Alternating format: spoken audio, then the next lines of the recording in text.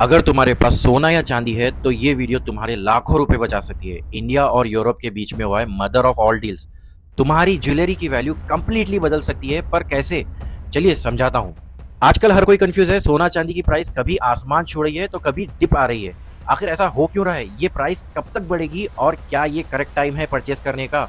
और मैं अभी एक क्वेश्चन ऐड करता हूँ, इंडिया यूरोप डील से क्या प्राइस और बढ़ेगा या कम होगा? चलिए इस रील में आज जानते हैं। पहली बात, India Europe free trade agreement पर काम कर रहा है। इसका मतलब इंपोर्ट ड्यूटीज कम हो सकती है। अगर गोल्ड सिल्वर इंपोर्ट पर टैक्स कम होगा तो थोड़ा प्राइस करेक्शन हो सकता है।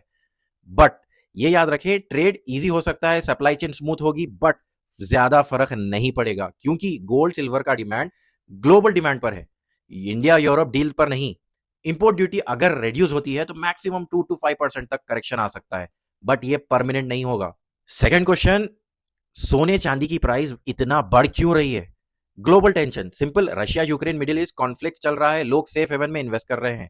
जैसे gold silver central bank by कर रहा है, इंडिया चाइना सभी बैंक्स गोल्ड सिल्वर खरीद रहे हैं रिजर्व रहने के लिए। थर्ड, इन्फ्लेमेशन, जब करेंसी की वैल्यू गिरती है तो गोल्ड सिल्वर पर लोग इन्वेस्ट करते हैं, और ऊपर से शादियों का सीजन चल रहा है, इसीलिए प्राइस हाई है सोने और चांदी की।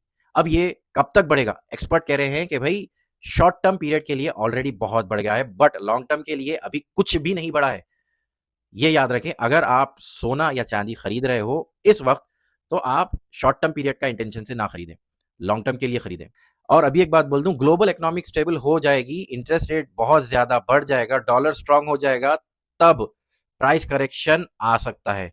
तो गाइज, अगर आप इन्वेस्टमेंट करने का अभी सोच रहे हो शॉर्ट टर्म पीरियड के लिए, तो ये मैं नहीं समझता कि करेक्ट टाइम है।